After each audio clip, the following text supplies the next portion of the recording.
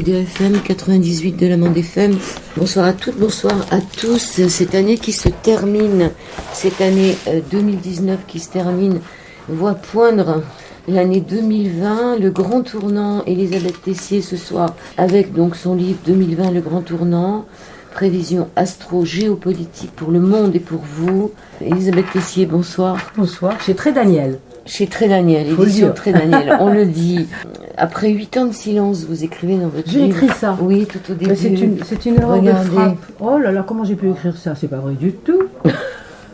Non, parce que j'ai écrit un livre qui est sorti en 2013, qui s'appelait Est-il votre Mars, est-elle votre Vénus? C'est peut-être parce que je voulais parler de prévision.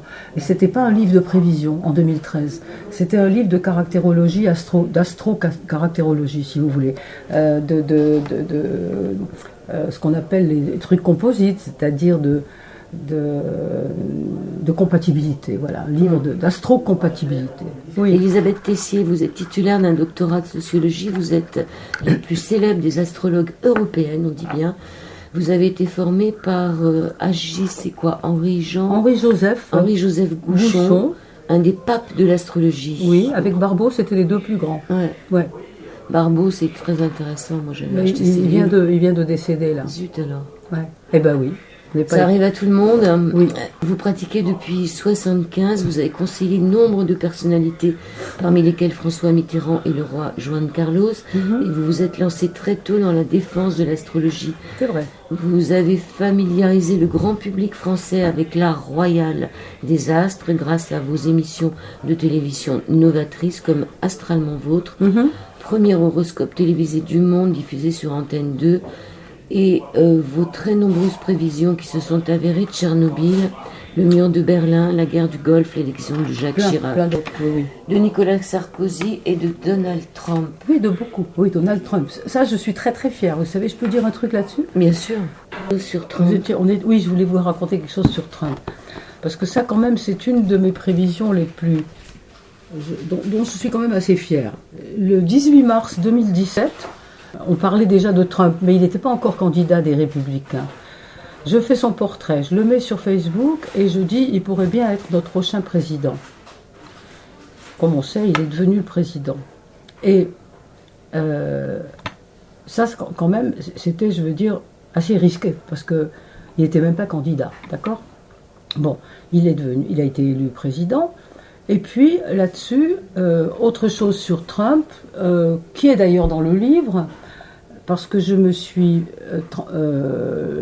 intéressée à Trump, parce que comme vous venez de le dire, il y a des analyses géopolitiques, astro-géopolitiques de différents pays là-dedans, dont les États-Unis, bien sûr, au premier lieu après la France et l'Allemagne. Et dans le thème des États-Unis, de même croisé avec le thème de Trump, je tombais sur la mi-septembre, exactement la pleine lune du 13, je crois, 12 ou 13, j'ai oublié. Septembre dernier, là, 2019. Et qu'est-ce que je vois là? Qu'il y avait un conflit, enfin je veux dire une période difficile pour les États-Unis comme pour Trump. Et mes hypothèses, comme je ne suis pas voyante, je suis astrologue mais pas voyante, j'ai essayé d'imaginer les différentes manifestation de cette tension qu'on voyait dans les deux thèmes. Et j'ai donc imaginé un problème, ou soit un attentat sur Trump, soit une destitution. Je ne l'ai pas dit comme ça parce que j'en savais rien. Problème politique touchant aux États-Unis et touchant Trump. Et ça a été exactement. Voilà, ça a été l'histoire de la destitution, qui est très importante parce que c'est pas, comme vous dites, c'est pas terminé. Non, voilà. C'est l'histoire de la pédophilie, enfin de tout ce qu'il arrive à dénoncer, parce que Trump, il arrive à dénoncer tout ça. Finalement, c'est lui qui est derrière. Ah, mais c'est un drôle d'oiseau, lui. Mais je pense pas qu'il va être réélu, si vous me posez la question. Je ne pense pas qu'il sera réélu, tout simplement parce que j'ai fait le thème. Ou alors ça serait vraiment très, très paradoxal. On n'a pas encore l'identité de son adversaire, on ne l'a pas. On ne sait pas qui va se présenter chez les démocrates. On n'en a aucune idée. Ouais. Mais donc, je me suis dit, qu'est-ce que je prends pour critère? Parce que j'avais comme envie de savoir. Alors j'ai monté le thème du moment des résultats. c'est-à-dire donc le début novembre, je ne sais plus si c'est le 5 ou le 6 de 2020, et je l'ai comparé avec le thème de Trump. Très mauvais pour lui, très mauvais. En plus, avec Neptune, puisqu'on parle un petit peu d'astro, Neptune qui est la planète du socialisme et du partage, tout à fait antithétique par rapport aux républicains, dominant le thème. Donc je me suis dit, il va y avoir un virage vers la gauche. Donc pour moi, il ne va pas être réélu. Si j'ai bien lu votre livre, ça serait peut-être aussi un problème de santé parce qu'il n'est pas jeune. Vous voulez dire maintenant, Trump, avant Trump. Oui, parce que de toute façon, il a un printemps difficile. Mais bon, ça on verra, Bon. J'en sais rien. On va rester. Vous savez, il y a tellement d'hypothèses. Le problème de l'astrologie, c'est que pour les auditeurs qui ne connaissent pas vraiment la nature de l'astrologie, elle est très abstraite, elle est très très exacte. Elle peut, quand on s'y connaît un peu, être extrêmement exacte au jour près, parfois à l'heure près. Moi, je fais de la micro-astrologie pour moi-même, par exemple. Mais en ce qui concerne, alors le quand, c'est en tout cas accessible. Je ne dis pas que c'est facile, mais c'est accessible, le quand. Mais le quoi est très difficile. Pourquoi ? Parce que tout marche par symbole. Et qu'un symbole est multiface. Un symbole, par essence, si vous voulez, ou par excellence, a plusieurs strates. Je m'explique. Par exemple, Pluton, la planète Pluton, qui va être tellement importante en 2020. Une des raisons pour laquelle j'ai écrit ce livre, à cause de sa rencontre de nouveau avec Saturne, qui est lugubre, qui est sinistre, et qui est un peu une répétition du sous-cycle, du même sous-cycle de septembre 2001. Et puis aussi, c'était présent dans les deux premières guerres, enfin la première et la seconde guerre mondiale quand même, hein. Il y avait Pluton-Saturne. C'est ça qui m'a interpellée. Je me suis dit, il faut que je regarde de plus près. Mais bon, ce que je veux dire, Pluton, c'est quoi ? Pluton, c'est la transformation, c'est la métamorphose. C'est mort et renaissance. Mais quelquefois, c'est seulement mort.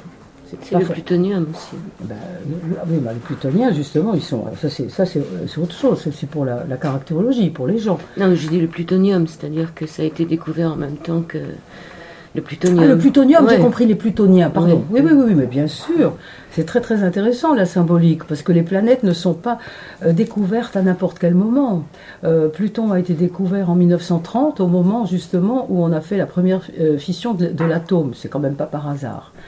Uranus a été découvert en 1786, 3 ans avant la Révolution. Or, c'est la planète de la Révolution. C'est quand même tout à fait fascinant. Neptune, qui a été découvert en 1846, c'était au moment des Saint-Simoniens du socialisme, de la naissance du socialisme. Or, Neptune, c'est la planète du partage et du socialisme. C'est quand même fou. C'est comme s'il y avait une espèce de comment dire, oui, de correspondance dans le temps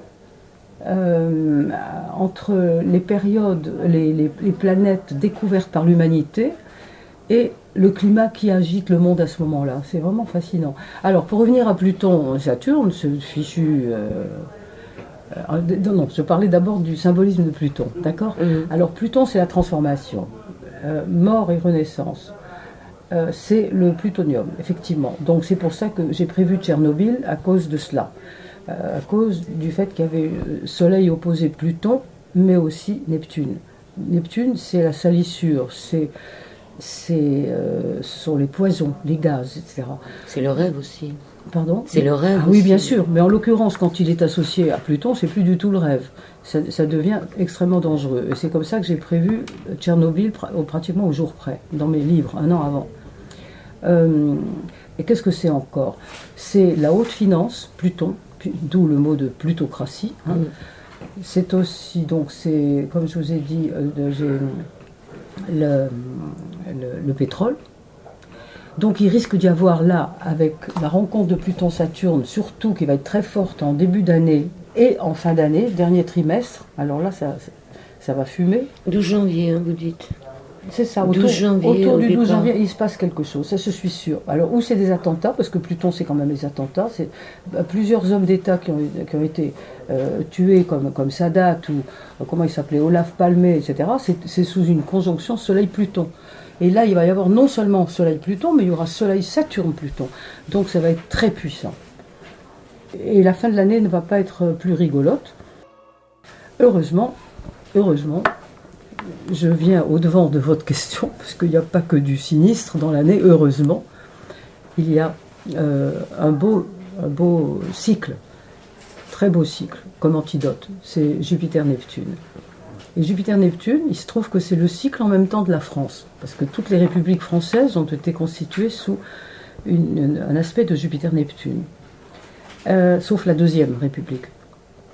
Et là, il n'y a pas une conjonction, mais il y a un bel aspect, il y a un sextile. Bon, ça veut dire quoi? Ça veut dire que nous avons des possibilités de réagir. On a des possibilités de prendre conscience. Il faut que nous prenions conscience des problématiques importantes de ce monde, qui sont multiples, comme on sait, hein, à différents niveaux. La pauvreté, le manque de solidarité, l'opposition absolument insupportable entre les extrêmement riches et les extrêmement pauvres, le pouvoir d'achat diminué, etc.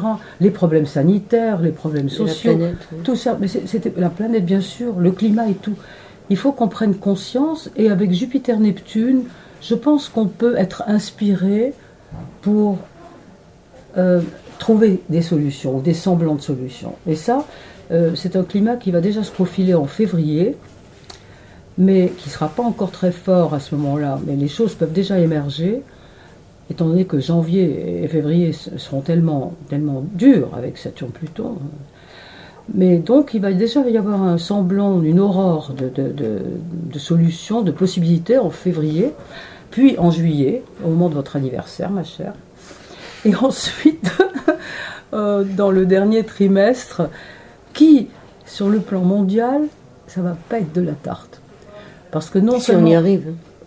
Oui, on y arrivera, bien sûr. Bon, il faut qu'on y arrive. Attends, mais je pense pas que ça va être la fin du monde non plus. Hein. Ça va être un passage extrêmement difficile, mais la fin du monde, vous savez, c'est quoi? Fin du monde, est-ce que ça se verrait sur un... Ça se verrait. Alors là, vous me posez une colle, j'en ai aucune idée. Alors, on n'y répond pas. Alors, je vous cite, vous dites que 2020 sera un cru exceptionnel et nous serons dans le bain dès la mi-janvier. En fait, depuis le printemps 2019, nous sommes entrés dans la conjonction nébuleuse de Saturne, Pluton, les deux astres symboliques de la mort. Pensez-vous que nous devions mourir à quelque chose? Oui, c'est une bonne question. Nous devons mourir à notre terrible matérialisme. Nous devons mourir à notre inconscience, à notre égoïsme, à notre intolérance. Nous devons mourir à tout cela pour aller vers plus de solidarité. C'est vraiment extrêmement important parce que c'est une question de vie ou de mort. Alors, pourquoi si vous voulez, qu'est-ce qui m'a fait tilt quand au printemps, il y avait déjà, je fais allusion à ça, il y avait déjà Saturne-Pluton en or blanc. Et la configuration revenait en début 2020.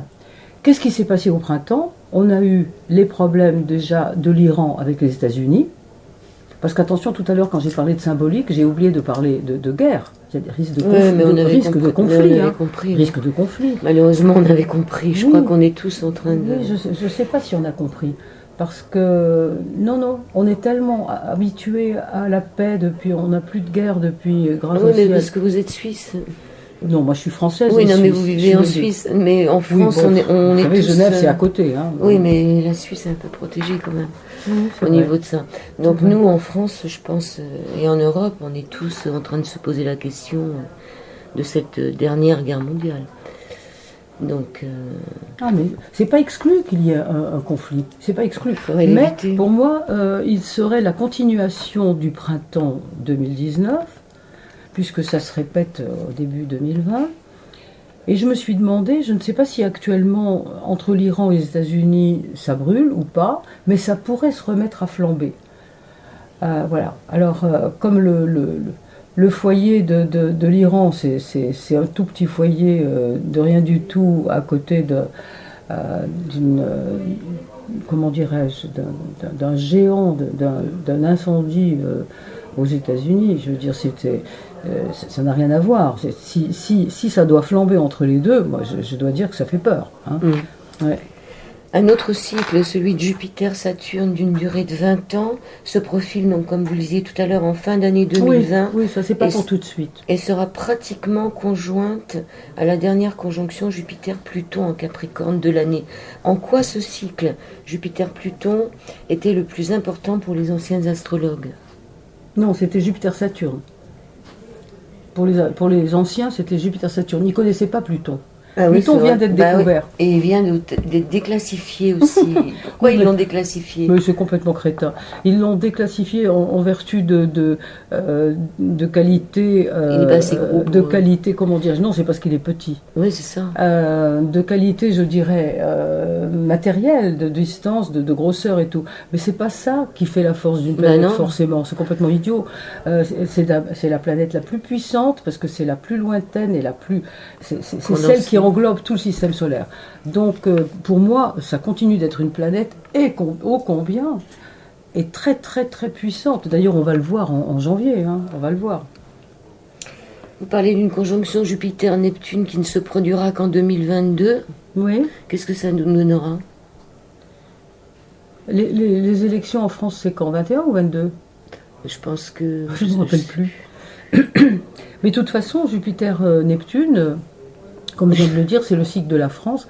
Mais attends, on est idiot, quoi. C'est 22, les élections. Ouais. Et alors, notre Jupitérien de Macron, là, il risque de repasser, lui. Bah, écoutez, j'ai pas fait son thème pour 2022, mais étant donné qu'il est jupitérien, je pense que... Et avec Jupiter-Neptune, Neptune étant aussi la renommée, il y a des chances. On verra bien. Mais on verra. J'ai pas fait vraiment son thème là-dessus. Il faudrait que je... Alors, vous n'avez pas tellement parlé d'Uranus dans votre livre. Est-ce qu'il est endormi quelque part ou, comme vous l'écrivez, sera-t-il de retour en 2026 seulement, Uranus? Mais non, pas du tout. Il est toujours là. Mais si vous voulez, il ne forme pas d'aspect très puissant en 2020 avec d'autres planètes lentes. Il fait des aspects avec les planètes rapides, évidemment, avec le Soleil, Mercure, Vénus, etc.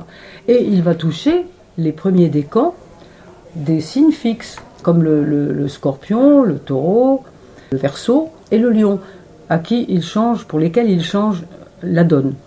Mais comme je l'ai déjà écrit, c'est déjà le cas pour certains d'entre eux, pour le début du premier décan de ces signes, qui déjà ont déménagé ou changé leur fusil d'épaule, changé de métier, etc., ou de femme ou de mari. Et là, ça va toucher la totalité du premier décan de ces signes-là. En revanche, ça va changer en bénéfique et en... J'aime pas trop le bénéfique et le maléfique, mais bon, en positif, disons, la vie des signes qui sont en bon aspect avec la position d'Uranus qui actuellement est en Taureau. Donc, le premier décan des Capricornes, des Cancers, des Scorpions, non, pas les Scorpions, ils sont en face, des Vierges. Ça pour cela c'est excellent parce que là c'est un changement vraiment appréciable dans leur trajectoire et positif. Deuxième partie de cet Au-delà du miroir sur l'antenne d'IDFM sur le 98 de la bande FM, dernière Au-delà du miroir de l'année 2019. Youpi, la dernière. Nous poursuivons notre émission avec Elisabeth Tessier 2020, le grand tournant. Alors, vous écrivez dans votre introduction, Elisabeth, que votre double casquette sociologue-astrologue vous offre une vue de Sirius plus globale. En fait, les planètes, ils sont toutes étudiées, leur conjonction, leur opposition, leur carré, mais Sirius dans tout ça, vous en parlez pas beaucoup dans le livre, Sirius. Non mais ma chère, c'est une expression, en France on dit, vue de Sirius, c'est ça qu'il faut penser, vue de Sirius. Ah mais je ne connaissais pas cette expression. Vous ne connaissez pas cette expression, allez sur Internet. Sirius, c'est une planète qui était beaucoup connue chez les Égyptiens. Mais bien sûr, c'est la plus vieille planète que connaissaient les anciens, Sirius. Du coup, c'est devenu une expression. Et on dit vue de Sirius pour dire c'est vue de très loin. Voilà. Et ben justement, Sirius, est-ce qu'il nous regarde un peu? Est-ce qu'il tous ces... On connaît pas on tient pas compte du parcours de Sirius. Je sais pas du tout. Je peux rien vous dire là-dessus. Parce qu'il ne fait pas partie du système solaire. On s'occupe que du système solaire. Ce qui voudrait dire que les autres systèmes n'ont pas d'influence sur nous. Mais probablement que si, mais on ne les connaît pas. comment voulez-vous qu'on puisse étudier quelque chose qu'on ne connaît pas? Il y a certainement d'autres facteurs. Non, mais je veux dire, dans l'univers, il y a notre galaxie, voilà, il y a notre galaxie, et puis il y en a d'autres, c'est connu. Il y a d'autres galaxies. Et là, on ne connaît pas les positions des astres, des systèmes, il y a des milliers de systèmes. Oui, on ne travaille pas les étoiles fixes, qu'on appelle les étoiles fixes. On les connaît, les étoiles fixes, mais elles ont certainement une incidence beaucoup moins puissante, parce qu'elles sont très, très, très éloignées du système solaire. Donc, c'est du luxe. Mais d'abord, on peut les étudier.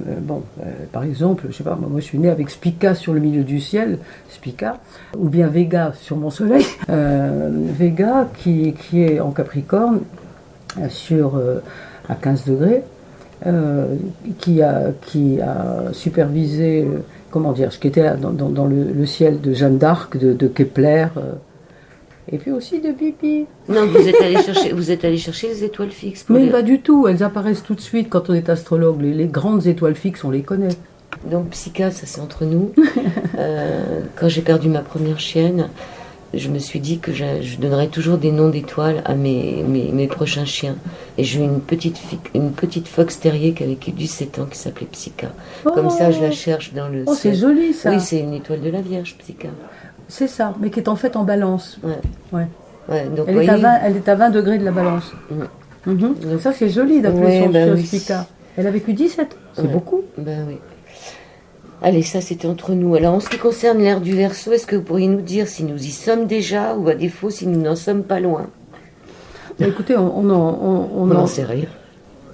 Je pense que si, on a une hypothèse, parce que l'ère du Verseau, les airs, j'explique ça longuement. Je crois que là, j'appelle vraiment l'auditeur à se référer au livre, parce que j'explique ça longuement. C'est un concept astronomique, les airs. Une ère compte 2176 ans, donc c'est très précis. Pourquoi 2176? Parce que c'est la 12e partie de l'année précessionnelle. Et l'année précessionnelle, c'est 26 600 ans, ou 26 900, j'oublie. Ouais, c'est ça. Alors donc, comment vous dire, chaque ère qui se place sous un certain signe colore cette période de 2176 ans de certaines caractéristiques. Là, nous sortons de l'ère des poissons, qui a commencé avec la naissance du Christ. Oui, l'ère chrétienne. Et tout le monde connaît les résonances entre le concept de poisson et le christianisme, la pêche miraculeuse, toutes les mosaïques de poissons qu'on a retrouvées, etc.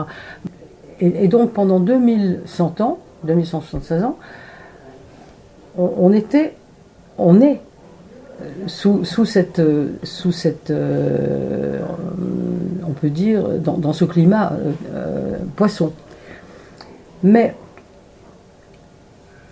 si vous voulez, avant la rupture ne se passe pas un jour précis comme ça, il y a ce qu'on appelle une zone d'ombre, une zone qui peut je pense, se mesurer sur plusieurs dizaines d'années, peut-être même, une centaine d'années, peut-être même 200 ans, on n'en sait rien, pendant laquelle il y a fusion des valeurs de l'ère qu'on quitte, et déjà l'arrivée des valeurs du signe suivant. Vous voyez ce que je veux dire? Donc en fait, nous sommes à la fin. C'est pour ça qu'aussi on sent une espèce de fin des temps dans l'ère, parce que nous sommes à l'aube d'une autre ère, l'ère des Verseaux. Et l'ère du Verseau, mais on ne sait pas quand elle va commencer exactement. Il y a différentes hypothèses. On est déjà dedans, puisque c'est la communication, c'est l'Internet. Bien sûr, il y a tout ça, bien sûr. Il y a le besoin d'entraide, de partage, d'entraide. Il y a aussi l'abandon de la religion pour l'abandon de la religion pour la spiritualité. C'est pas la même chose. En principe, la religion devrait être empreinte de spiritualité et de sacré, mais elle ne l'est pas toujours. Tandis que là, nous allons vers une autre humanité, une humanité théoriquement de partage. Mais ce qu'il y a, c'est que pendant cette période, c'est très important cela, pendant cette période de fusion des valeurs, on est dans une période de confusion. Parce que forcément, il y a lutte, vous comprenez? Oui, il y a lutte, on ne veut pas lâcher. Entre les valeurs de la première ère, de l'ère qu'on va quitter, et de l'ère vers laquelle nous allons. Il y a une espèce de pot pourri, de confusion, qui fait que le monde marche sur la tête. Et c'est exactement là où nous en sommes maintenant. Alors vous dire exactement à quel moment, quelle année précise l'heure du Verseau va commencer, est-ce que nous y sommes déjà? Je ne pense pas. Mais j'explique ça très longuement dans le livre, alors je ne vais pas faire un cours là-dessus. D'accord, on rappellera que l'ère du Taureau, c'était quand même une ère matriarcale avec la femme qui était représentée avec des gros ventres. Surtout le Minotaure. Voilà. Non, je pense que le matriarcat a commencé avec l'ère du Cancer, c'est bien plus loin. L'ère du Cancer qui était 5000 ans avant. L'ère du Taureau, c'est le temps des Égyptiens. Le Minotaure et tout ça, c'était les Égyptiens. Et les béliers? Le bélier, c'est l'ère d'Abraham, l'Ancien Testament, le côté très belliqueux d'un Dieu vengeur. Le Dieu de l'ère du bélier est un Dieu vengeur, on le sait. C'est le Dieu des Juifs, finalement. Voilà, avant qu'arrive le Christ, avec les poissons, qui est un signe d'amour et de partage. Voilà, c'est typique. Donc le Verseau, spiritualité, pas de Dieu. Mais aussi orgueil et quelque part un manque. C'est la religion du surhomme et aussi paradoxalement un besoin d'entraide, mais aussi un besoin de domination. Et de liberté. Et de grande liberté, ça c'est sûr. Mais de domination, et ça on n'y pense pas. On enjolive l'ère du Verseau, elle n'a pas que des qualités, l'ère du Verseau. Mondialisme. Pardon? Le mondialisme. Oui, absolument, absolument, l'ère du Verseau, c'est l'universalisme finalement. Et qui dit universalisme dit effectivement aussi mondialisme, mondialisation, et ça c'est comme on le sait, il n'y a pas que des qualités là derrière, bien au contraire. D'ailleurs, j'en parle amplement dans ce que j'ai écrit à la fin et dont je suis très fière. Et j'appelle les auditeurs à aller là-dessus, parce que si vous voulez... Ça sera notre troisième partie d'émission. Là, j'empiète sur votre plan. Oui, alors, c'est des plans comme vous dites. Alors, nous laisserons vos lecteurs découvrir vos prévisions sur la vie, sur la 5e République, sur le président Macron, ce Sagittaire Capricorne, alias Jupiter, sur Angela Merkel, sur Donald Trump, sur la Chine et Xi Jinping, sur la Russie et Vladimir Poutine, sur le Brexit du Royaume-Uni et Boris Johnson, sur l'Iran et Israël, et sur aussi l'État islamique, mais aussi sur la Suisse, région où vous vivez. Nous laisserons également vos lecteurs découvrir leurs prévisions, on a bien dit prévisions astrologiques par signe et par décan, avec la bonne surprise de constater que vous surveillerez, amis lecteurs, en toile de fond l'année 2020, mais aussi par saison. C'est sympa de l'avoir fait par saison, c'est-à-dire... Oui, tout le monde me dit ça. Par décan et par saison. Voilà, parce que je me suis dit, plutôt que de démultiplier à l'infini toute une année, à la fois en décan, en mois, etc., j'ai trouvé ça fastidieux, et je me suis dit, je vais innover quelque chose, je vais le faire par saison. Alors, il y a les prévisions par décan pour l'hiver, qui va donc jusqu'à la fin mars, après ça pour le printemps, qui va jusqu'en fin juin. Et après ça, il y a l'été, donc jusqu'à la fin du mois de août-septembre. Voilà. Ça va très exactement pour la saison, jusqu'au 21 septembre. Et puis ensuite, l'hiver. Oui. L'automne. J'ai appelé ça l'automne, c'est ça. À l'intérieur, il y a tous les décans. D'accord. Et l'hiver, c'est l'hiver qu'on est en train de vivre en ce moment. Voilà. C'est pas l'hiver 2020. Non, c'est ça, exactement. Okay. C'est l'hiver qui commence dans le livre en janvier. Troisième et dernière partie de l'émission sur l'antenne d'IDFM, sur le 98 de la bande FM. C'est peut-être la partie la plus intéressante de cette émission. Merci pour le reste. Avec Elisabeth Tessier. Donc votre livre est un état des lieux du ciel de 2020 avec une projection jusqu'en 2027 en fin de livre. Et vous vous demandez où va l'Occident. Et dans ce dernier chapitre, vous présentez votre testament astro-sociologique. Vous décrivez que cela n'implique pas forcément votre mort prochaine. J'espère. L'astrologue que vous êtes devrait être bien placé pour avoir une idée de sa date. Est-ce que c'est possible de lire dans les astres cette information et est-ce que surtout c'est salutaire ? Il y a deux questions là. D'abord, est-ce que c'est possible? On peut trouver, bien sûr, on peut avoir des hypothèses, oui, bien sûr. On peut déterminer des moments clés extrêmement dangereux, enfin dangereux, parce que dangereux par rapport à quoi?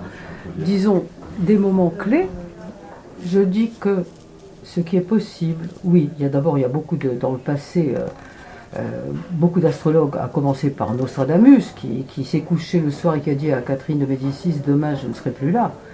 Et il a coché dans ses éphémérides avec une croix le jour où il a les mots.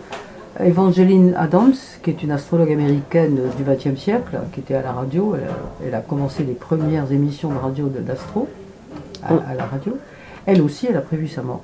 Moi, je pense que, je ne sais pas si j'ai tellement envie, parce que quand vous demandez est-ce que c'est souhaitable, je ne pense pas que ce soit forcément souhaitable.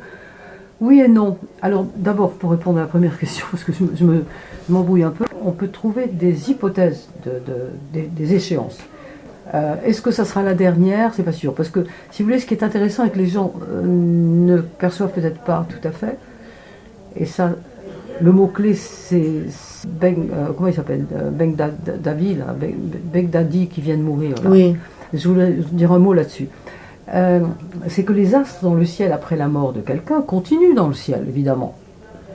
Donc, par rapport à un thème donné, les astres dans le ciel continuent d'envoyer des aspects. Vous voyez ce que je veux dire? Des influx. D'ailleurs, ce qui est tout à fait amusant, enfin amusant, oui, c'est notable. Oui, on parle souvent d'un... Par exemple, tout d'un coup, on se remet à parler de Marilyn Monroe. Pourquoi? Parce que il y a des aspects très forts sur le Gémeaux qu'elle était, sur le second décan des Gémeaux. Voilà. Il y a des aspects très puissants qui la remettent de façon posthume en vedette. Et on reparle d'elle. Ensuite, quand vous me dites est-ce que c'est souhaitable?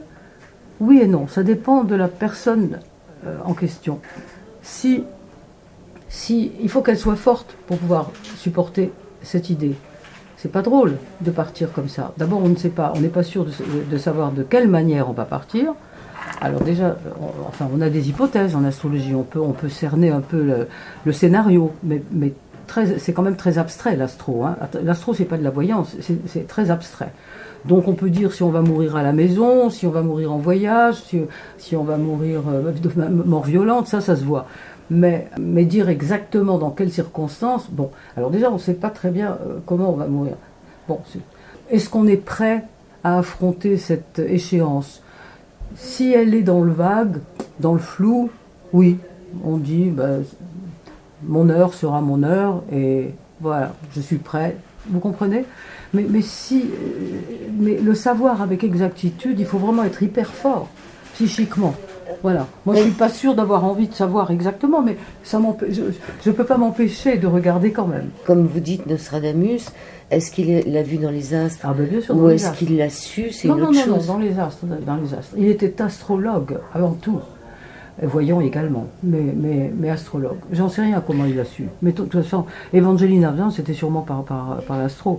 Il y en a d'autres. Si vous voulez, moi, je me suis dit, pourquoi je tenais à écrire ça? Parce que, comme je l'ai écrit, j'espère bien, que ce ne sera pas mon dernier livre, mais j'en sais rien. Peut-être que ce serait mon dernier livre. Mais c'est pour ça que je voulais faire cette espèce de constat de notre société, aujourd'hui. Je voulais dire ce que j'ai sur le cœur. Oui, ça, je suis d'accord avec toute la fin de votre livre. C'est vrai. Il faudrait commencer par là pour ceux qui nous écoutent. Oui. Sur votre testament de fin. Alors, il y a une question que je voulais vous poser aussi. Toutes ces prédictions astrologiques sont-elles là pour nous annoncer des désastres? On le met en deux mots, des astres. Sont-ils là, ces astres, pour nous offrir la possibilité de changer, d'influer sur leur parcours? Ou sommes-nous seulement des humains qui les regardons tournoyer? C'est important, ça. Ah ben bien sûr. Non, alors là, moi je ne réponds sans aucune hésitation qu'il ne faut absolument pas être fataliste. Il ne faut pas se résigner.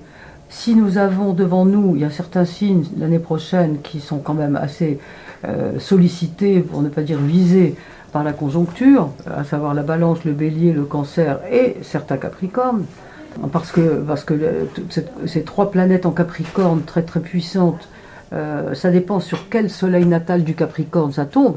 Si le Capricorne en question a un soleil harmonique, c'est fabuleux, voilà, c'est le nirvana, c'est la célébrité, c'est la réussite, c'est tout ce qu'on veut.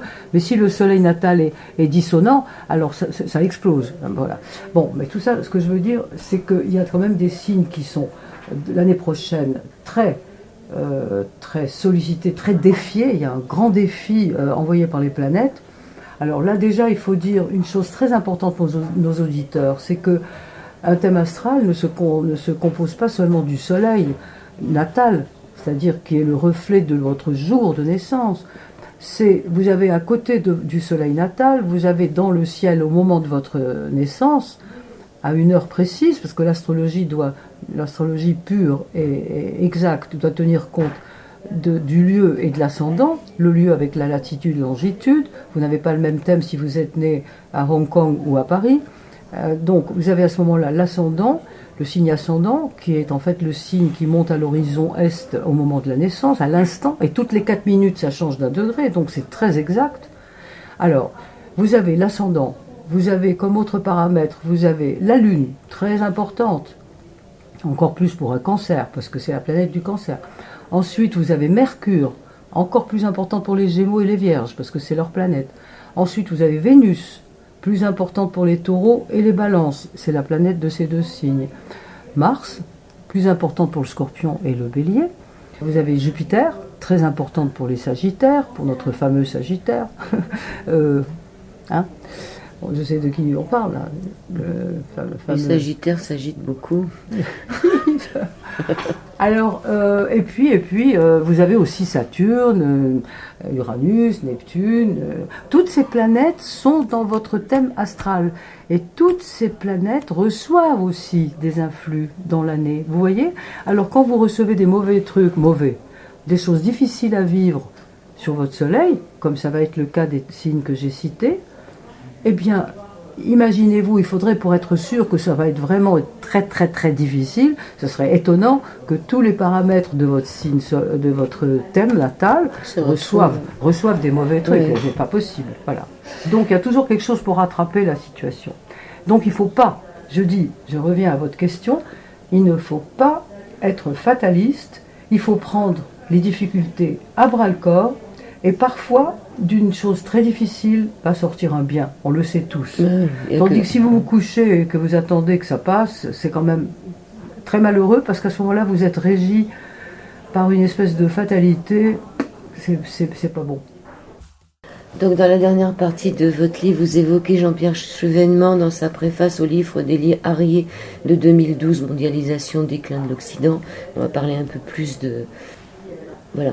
Et si ce nouveau monde, je le cite, et si ce nouveau monde qui ne nous convient pas convenait en réalité à la majorité des pays de la planète, bien davantage que l'ancien, mais encore un peu plus loin, et si la mondialisation était une nuit du 4 août planétaire dont nous sommes les victimes en tant qu'anciens privilégiés qui se sont fort bien accommodés pendant des siècles de la misère des milliards d'êtres humains, que ce soit les Chinois, les Indiens, les Brésiliens, etc., qui y voient, eux, un moyen de s'en sortir enfin à nos dépens, serons-nous, les Occidentaux, les premières victimes, les nouveaux aristocrates menés à la lanterne. Donc, est-ce que vous pensez que la mondialisation est inévitable? Justement, on a parlé de l'ère du Verseau. Est-ce qu'elle est inévitable, cette... Mais on y est. Bien sûr, on y est complètement. Il n'y a plus rien à faire là-dessus. Il faut maintenant essayer de légiférer, il faut l'organiser, cette mondialisation, il faut l'améliorer, il faut essayer d'en tirer aussi des bénéfices, des choses positives, parce qu'on y est, on ne peut pas reculer. Et ce qui est grave, effectivement, je pense que là, Chevènement, c'est Chevènement qui dit ça? Oui, il avait raison. Ouais. Je pense qu'effectivement, comme on le sait, et Paul Valéry l'a dit, nous autres civilisations savons que nous sommes mortels, donc nous arrivons peut-être à la fin de la civilisation de l'Occident. Tout a l'air d'y contribuer. Regardez l'islamisation de plus en plus forte en Occident, pas seulement en France. Moi je reviens, j'ai fait la promo du livre qui est sorti en Allemagne. J'étais en Allemagne pendant 15 jours. Je peux vous dire que l'islamisation, ça marche là-bas. Hein. Donc, non, on est en train voilà, le bateau est en train Ouais. Et c'est ce que vous écrivez aussi. Moi, je me demande si nous ne sommes pas dans l'erreur de penser que nous, occidentaux, sommes responsables de tout ce qui se profile. Et pour en revenir à nos dépens, je pense que l'homme peut choisir une autre voie que celle de l'égoïsme et du tout pour moi. Et comme vous l'écrivez, Nietzsche, comme l'écrivain Michel Houellebecq, s'il vivait aujourd'hui, Nietzsche serait peut-être le premier à souhaiter un renouveau du christianisme, de l'ère des poissons. L'ère du Verseau sera, dit-on, spirituelle. Alors, dans tout cela, c'est vrai qu'on peut peut-être se poser la question sur ce que vous disiez à l'époque, la montée de l'islam. Nietzsche lui-même dirait que Dieu n'est pas mort. Non, mais c'est vrai qu'il y a qu'à regarder, écoutez, Notre-Dame. C'est ce qui m'a donné l'envie d'écrire ce livre. Quand Notre-Dame a brûlé, j'ai été tellement traumatisée, comme beaucoup de gens. Pas seulement des Parisiens, hein, tous les Français. On a tous été traumatisés. Et ça, c'était un peu une petite mort du christianisme. Il faut bien se le dire. Qu'elle soit accidentelle, que cet incendie soit accidentel ou pas, là, chacun a son opinion. Mais enfin, il est là. Pardon ? Il est là. Voilà. Donc, Notre-Dame a brûlé et c'était un spectacle absolument horrible. Un spectacle d'outre-tombe, un spectacle très symbolique. Et on pouvait être que là et terrifié. Moi, j'ai été terrifiée par ça. Et emblématique, c'est emblématique d'une espèce de non seulement du déclin du christianisme, mais du déclin de la spiritualité aussi, hein, parce que ça avance. Alors, on va terminer on termine au sujet de ce que nous pouvons appeler la Troisième Guerre mondiale. Donc, vous ne parlez pas dans le livre. En vérité, vous ne l'annoncez pas. On est bien d'accord. C'est pas un livre de prévision macabre. Vous évoquez... Oui, mais écoutez, parce que je ne veux pas non plus être l'oiseau de mauvais augure. Ah ouais, non, mais je ne l'exclus pas. Il peut y avoir un conflit grave. Vous parlez du conflit, donc, de ce livre. Vous évoquez la préface de Julien Freund, le livre de Georges Simmel, Le conflit en 1995, et vous dites que le conflit... Enfin, oui, c'est un sociologue très connu. Que le conflit n'est pas un accident dans la vie des sociétés, il en fait partie intégrante. Et un peu plus loin, on a donc tort de considérer la paix comme l'état originel de l'humanité. Tout à fait. Qu'il s'agirait de retrouver dans une paix finale, tandis que le conflit et la guerre seraient des états transitoires. C'est important d'y penser. Que voilà, mais voilà, c'est pas la nature humaine, bien sûr. La nature humaine n'est pas faite. Écoutez, l'homme est un être de domination. Il y a plein de littérature là-dessus, et même mon maître Maffezoli a écrit sur la violence totalitaire et sur l'instinct de domination de l'homme.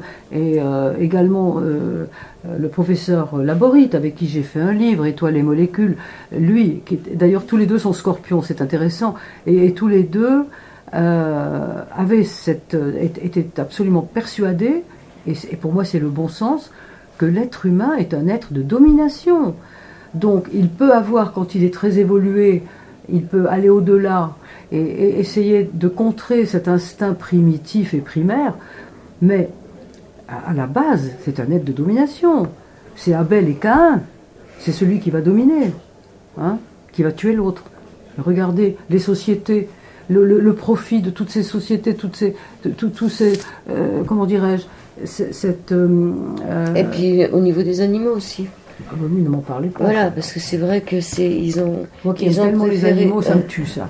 La façon dont les poules sont élevées, il y a 2500 poules par, je sais plus ce que j'ai lu non, 250 poules par mètre carré ou un truc comme ça, je sais pas, c'est hallucinant. Et les porcs, les pauvres porcs, les truies, non, on n'a pas le droit. Et si vous voulez, moi alors je suis intimement persuadée qu'il y a un karma collectif. Je sais pas si j'en ai parlé dans mon testament à la fin là, un testament sociologique. Astro-sociologique. Nous avons tous, collectivement, il y a un karma collectif. Je pense que nous sommes en train de l'alourdir terriblement avec la façon dont nous traitons les animaux. Les animaux sont des êtres vivants, c'est pas des objets. Regardez la façon dont on traite les chevaux, comment on les transporte, hein, sans leur donner à boire, etc. La façon... écoutez, je suis désolée, je vais me mettre des tas de gens à dos, mais... D'ailleurs, je suis copine avec Bardot depuis longtemps. Je trouve que comment dirais-je, quand on tue les animaux à la façon halal, où on les laisse perdre leur sang peu à peu comme ça, mais comment on a le droit de faire ça? Et après ça, on les mange en plus. Ah non, alors qu'ils s'en foutent une fois qu'ils sont comme ça. Mais cette souffrance, et je pense que nous mangeons cette souffrance, nous l'avalons, nous l'ingérons. La souffrance de l'animal qui a été maltraité. Plus que maltraité, qui a été mis à mort comme ça. On finit par une note positive, Elisabeth. Oui, parce que pour la nouvelle année, oui. De toute façon, on ira. Peut-être pas à la lanterne, comme les aristocrates. Non, je souhaite mais on ira. C'est un grand tournant. Ouais. À nous de savoir le prendre. Je souhaite à tous nos lecteurs une magnifique année 2020. Alors... Elisabeth Tessier 2020, le grand tournant, prévision astro-géopolitique pour le monde et pour vous toutes et tous, aux éditions Guy Trédaniel, éditeur. Merci beaucoup. Ben, merci à vous. IDFM 98 de la bande FM, au-delà du miroir, chaque lundi et mardi de 21h à 22h, à retrouver sur le site de la radio IDFM ou sur ma chaîne YouTube Joël Vérin.